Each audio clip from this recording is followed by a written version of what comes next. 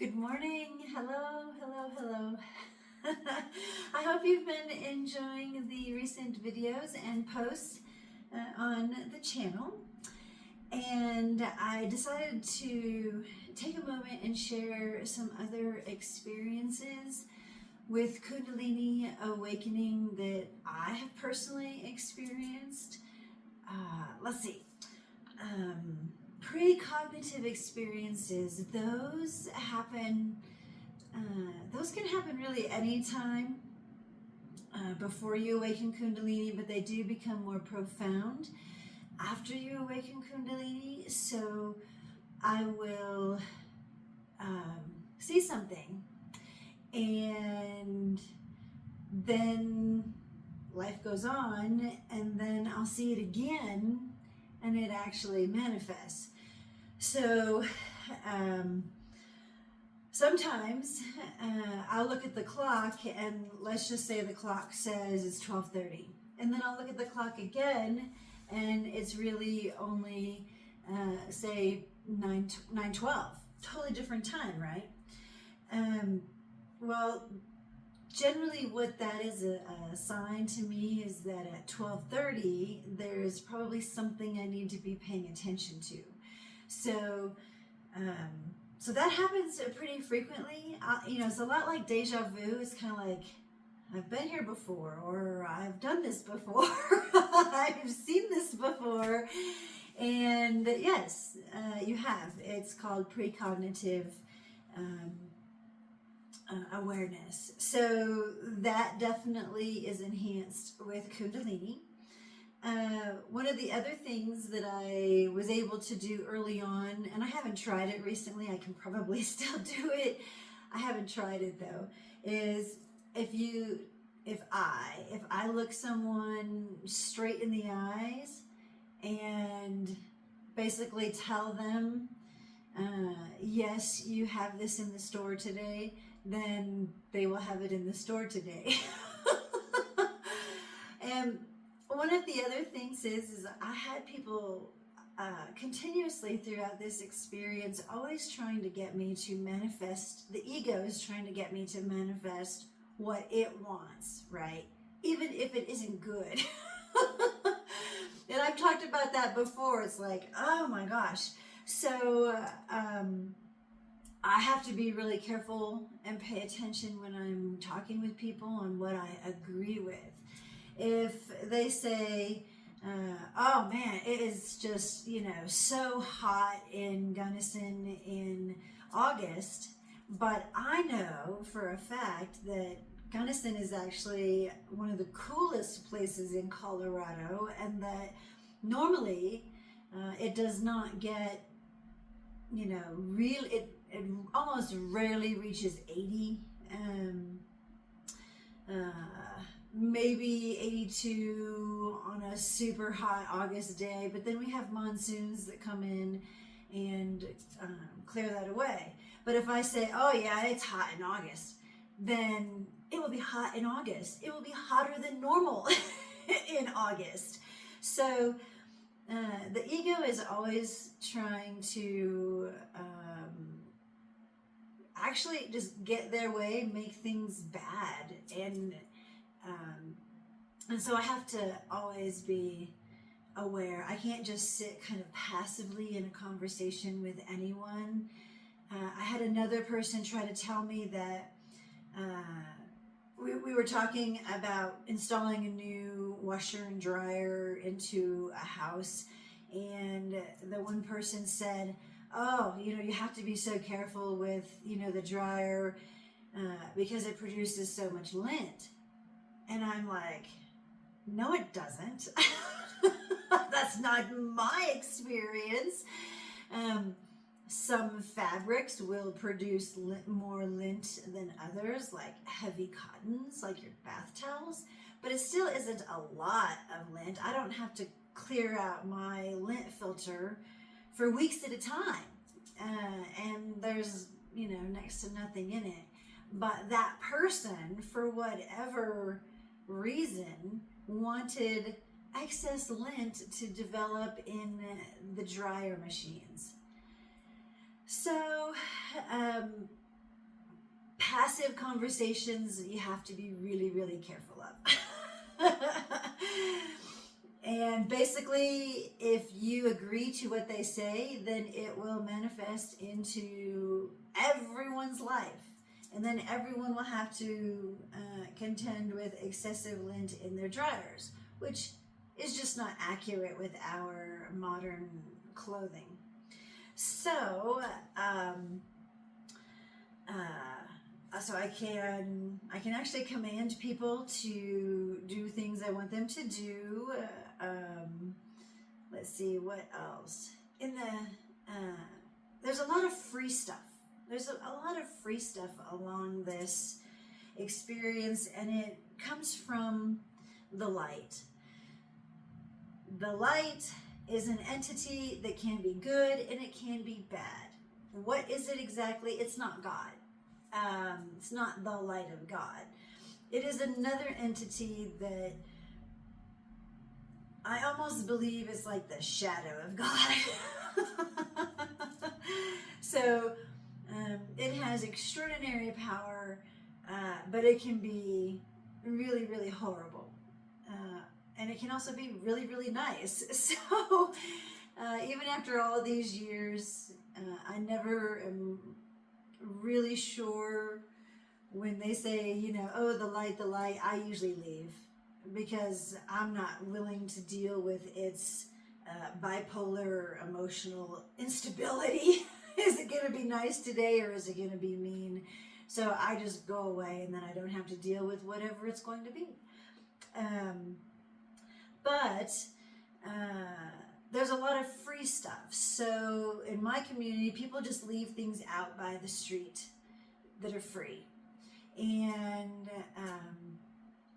like a yard sale, only generally not quite to that size, that extent, but they'll just put things out along the curb and you can just come by and pick it up and take it. I've seen people take chairs, couches, tables, clothing, kitchenware, desks, all kinds of different furniture and things. And some of it is really good. Some of it, you're like, why are they getting rid of that? Don't question it. They're getting rid of it. If it's in good shape and you need it, you just pick it up and take it, and away you go. I have acquired athletic equipment, like a stair climber and a bicycle, a stationary bicycle, an e-bike. The only thing missing from the e-bike was the battery. So I have, this $1,200 e-bike for free, and all I need to do is purchase the battery for it. So there are lots and lots of freebies. You can just drive around and get something. Sometimes they just leave it right outside my door. And it's like, oh, yay. The times they've given me money, I got all confused about it, and I didn't get it. But it was thousands of dollars. So I know God will make that right when it's time. But let's see. Another one of the things you will experience is you will sleep more. So when you awaken Kundalini and all of your neurological connections are being supercharged, super enhanced, just like an infant, a newborn infant, sleeps all the time, that is allowing their mental and physical processes to develop. And so when you first awaken Kundalini, even kind of during the stages leading up to it, you will start to sleep more. And I don't know, I think 8 hours is about average, but I have had days where I have slept between 8 and even 10 and 12 hours a night. And then you'll take naps in the afternoon. So there's a lot of resting time time to allow your mental and physical changes to occur. And I don't sleep quite that much anymore. It's more like, I don't know, 9 hours a night. I do sleep, but not usually 12 hours a night anymore. Let's see.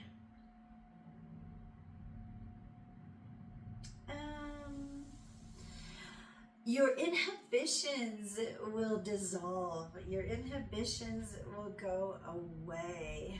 And what I mean by that is when I was awakening, when I had awakened Kundalini, as it was moving up and rebalancing, clearing, and correcting my chakras, my belief systems, and all of that, I was introduced to natural hot springs.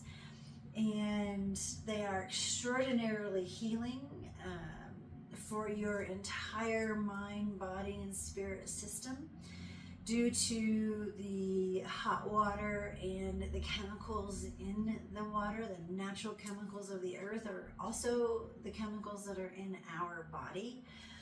And and so I went to this one.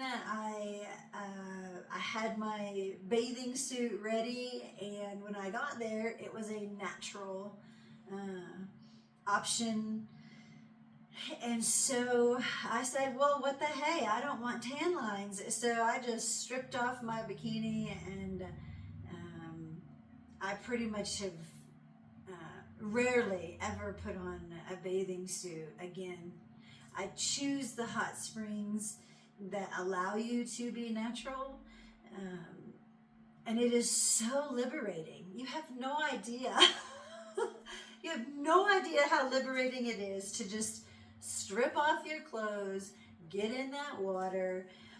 If you still have some inhibitions, I would encourage you to do it now. But if you still have a lot of inhibitions, you can stay overnight at a lot of those resorts, and you can go in the pool at night.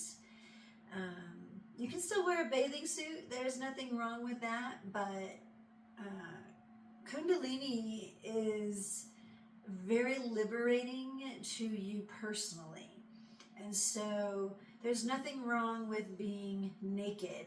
There's nothing wrong with being natural. Now, you don't want to, go into the grocery store and have someone walking around naked. That's not hygienically good. But in certain places,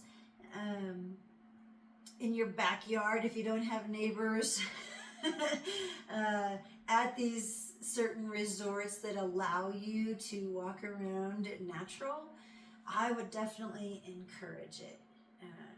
You get a lot of sunlight on all parts of your anatomy, and if you have the option to go to those types of hot springs, it is extraordinarily healing and elevating. So, let's see, what else?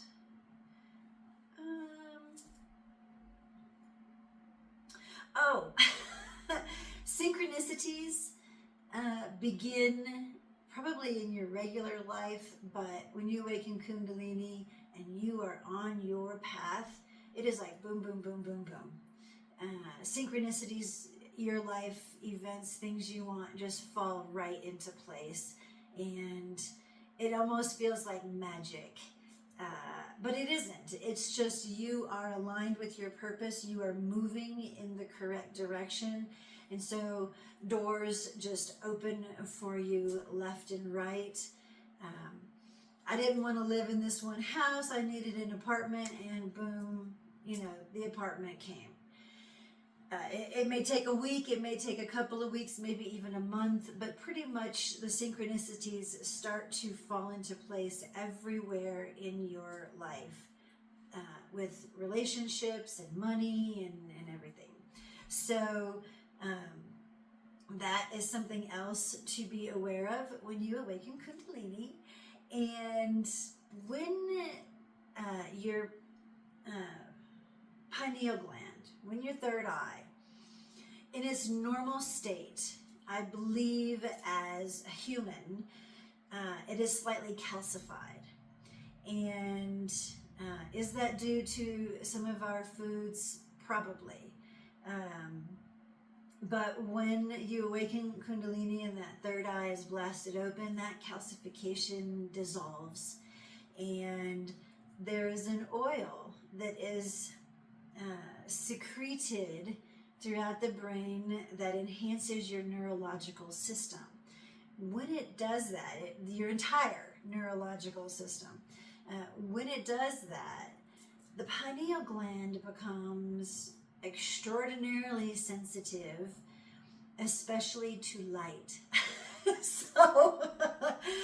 So when they really activate my pineal gland, and it's not just in a quieter state of everyday existence, when they really want me to see something, they, even to this day, I'll feel kind of like a pressure, maybe a slight discomfort, and then I know that my pineal gland is being like super activated right now. When that happens, light is flowing in to my system at a very high intensity. So from day and night. So in the daytime, the sun will look like it is encompassing, the entire view of a segment of the sky. Rather than being this glowing blob in the distance, it will look massive. And the light will be so super bright that even I can't look at it. And I can look at the sun. But when it's to that extent, I can't look at it. Along with at night. So I even took to I have sunglasses. I don't wear them normally because I don't want my vision impaired from what I'm supposed to see naturally. But I have on many, many occasions wore sunglasses at night because car lights, stoplights, store lights, they are so bright when my pineal gland is super active that it is literally like the deer in the headlights. And I have night vision. So I see day, and then I see night, but night is not as black as what you see. And so any other type of light coming in, like car headlights, store lights, window, display windows of a shop, or I really notice it with stoplights. They have like an aura around them, and they are so bright that they glow, and they glow beyond the little light itself. Like the whole area will glow, and I'm like, So nocturnal animals, if they encounter, like a car headlights or something, and they just kind of stop, like a fox or a skunk or even deer, it's because their eyes are, maybe their pineal gland is more open than ours, but I know that feeling because their eyes are taking in more light to allow them that night vision. So that can be, buy a nice pair of sunglasses. You're gonna need them at night. If they're a really dingy, cheap kind, they may hurt your eyes. Polarized glasses are good. I've ever since I've bought sunglasses, I usually buy a polarized lens, and that helps when my pineal gland is open to subdue that light a little bit. Like I said, I don't wear them during the day, but I would wear them at night if I have reason to go somewhere. Yeah, so I think that's about it maybe for this video. I'll just leave this one short, but I wanted to share a few more experiences on what you can expect when you awaken Kundalini, and how your perception will change and be enhanced for you to see and do the things that God Ineffable wants you to experience. And also, it's just part of higher consciousness. You need to have your mind and body and spirit elevated for that higher conscious perception to take place. So part of it is having the rewiring of your brain electrical system enhanced. Like I said in previous videos, that's what the halo glow is, depicted in ancient artwork. It's just meaning that the pineal gland, the third eye, has been opened, and it secretes that oil. In the biblical Mary Jesus story, Jesus's head is anointed with oil, and that is basically depicting the third eye was opened at that stage. Like I said, Jesus is not the right character, but it gives you an idea of how to relate to that story, that metaphor. Okay, so I think that's good. That's good for now. I just wanted to share. So as always, I hope you all have a very beautiful day. Thank you so much. Bye-bye.